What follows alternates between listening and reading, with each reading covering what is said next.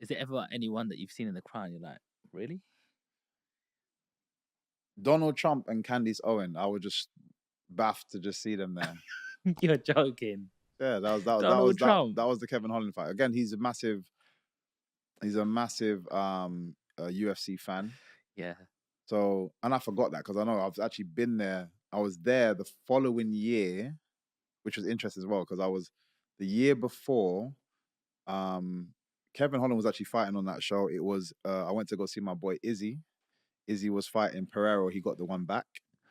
And I was in the crowd watching, and then the full year later, I'm there again. But also Donald Trump was there, and I didn't think about it, but when he was there, I was like, oh snap! Like gave him a little wink and then carried on going. I saw Candace Owens there as well.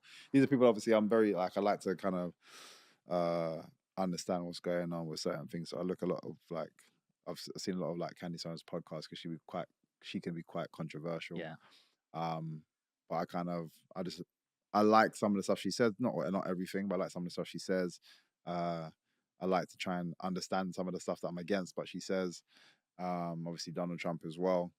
Donald Trump, any differences when you see him in real? No, he's still Donald Trump, and I'll tell you now, no matter who's fighting on that show, nobody gets a cheer louder than Donald Trump. In Miami, every time he stood up, he just stood up. The crowd goes nuts. Yeah, nuts. And then he sits back down. It's just like quiet. And obviously, like you got the key fighters that come out, and it's people making noise, but it was nothing. They got nothing on Donald Trump, man. Wow, he's loved over there. He loves America. Yeah, he does. And you can see, like again, however you feel, on whatever side you land on with regards to him. If you look into a lot of his history and what he's done, he knows what he's doing. Mm-hmm. He knows what he's doing. Can I ask you a personal question? What's the highest celebrity's number that you have in your phone? The who? The biggest celebrity. The biggest celebrity that you probably got on your phone.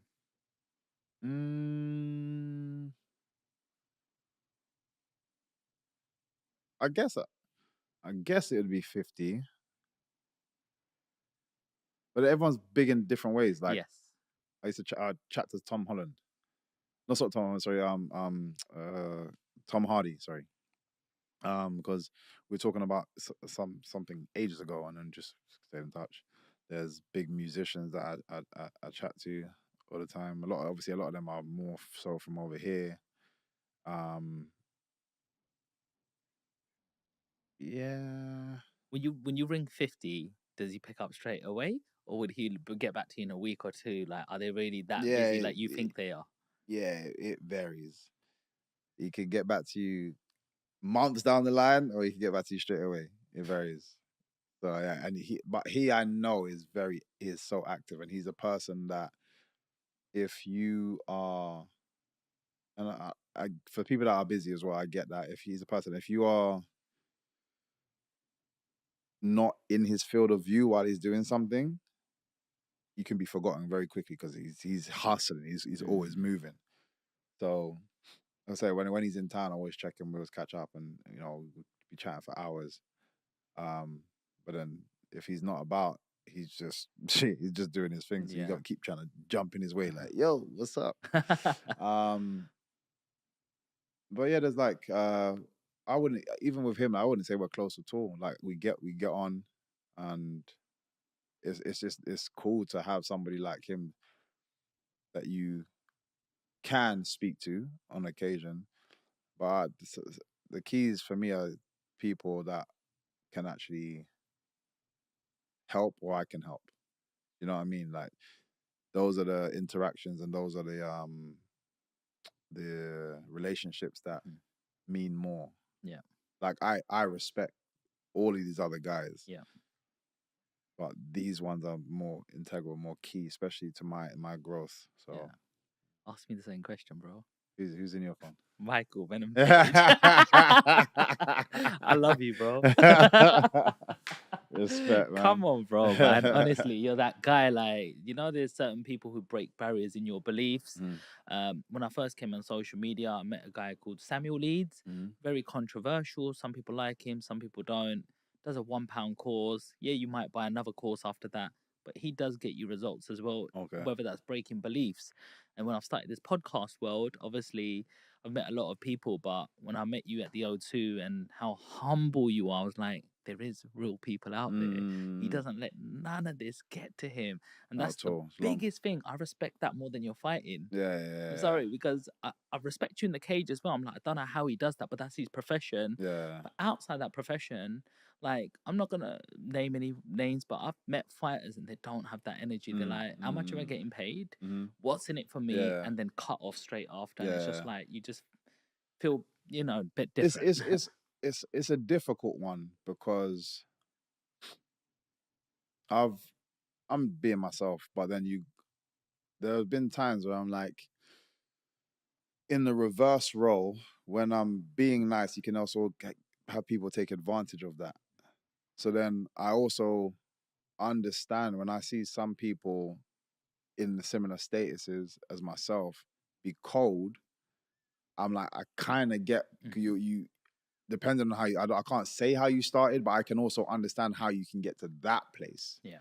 Where if people have, messed you about too many times, you're like, hell no, I'm not allowing this again. And then I create certain channels for you to have to go through. So if you had just so happened to get to me directly for what, like, as we just kind of came across each other, it's like, I gotta be like, nope. Yeah. So I can also understand that. Yeah. And I had it at Bellator where I felt like I was I would be myself, but just I was being cool with everybody. When you're being cool with everyone, people let go of certain information and they talk about other fights. Oh yeah, we got to do this, and this guy's asking for that, and this girl, she says this and this. So you get all the little information. I'm not even asking, you just through conversation. But now I'm like, I kind of have an understanding of what people are asking for or demanding, and these guys are having to do it. Then I'll ask for something very small comparatively. Like, is it okay if this happened? Oh no, you might have to ask this person. Then I'm getting run around, and I'm like, wait, what's going on? You've told me that you do all of this. Yeah. These people are like, oh man, they need 20 people to come, and you have to run around and get all these 20 people. I asked if one person can my brother come with me? I'm not sure. Like, you have to. And there was a phase where I got cold with a lot of people just because I felt I was being messed around a lot. I got really cold with a lot of people. Everyone felt that, obviously, because I'm usually like more like, you know what I mean? And after that, I got treated 10 times better. And it was disgusting. I actually felt, I hated the fact that I had to be this way for people to, like, people come up to me like treading on eggshells because they're like, oh wait, something's off with MVP. So they're like, oh, is everything okay? And I'm just like, yeah. And then I'll be like, oh yeah, I need this stuff. Oh yeah, we'll get done together. And I'm just like, why did I have to be cold for you to respond that way? So like I said, everyone's got a story, and I'm not excusing bad behavior at all. Because I don't feel like I need to do that.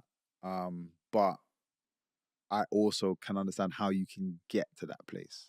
Some people, not everybody is. Some people are just like that, and they're just, in my opinion, they're just assholes. So it's them. But I can get when you're having to be that way as well.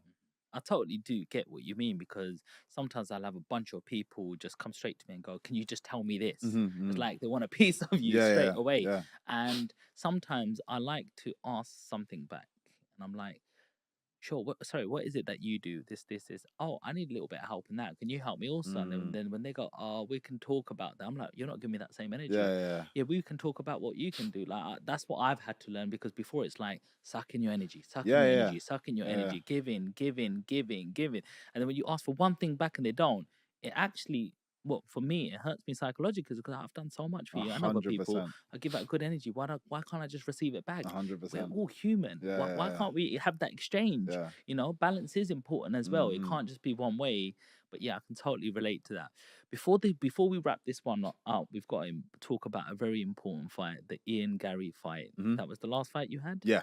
Yes, what a fight that was. Yeah. Wow, talk to me about that one, Michael. It's a weird one because, and again, I don't want to appear to be making excuses, but I didn't feel myself. I'm going to keep it very simple. I wasn't my complete self. I'm still analyzing exactly the different things that was going on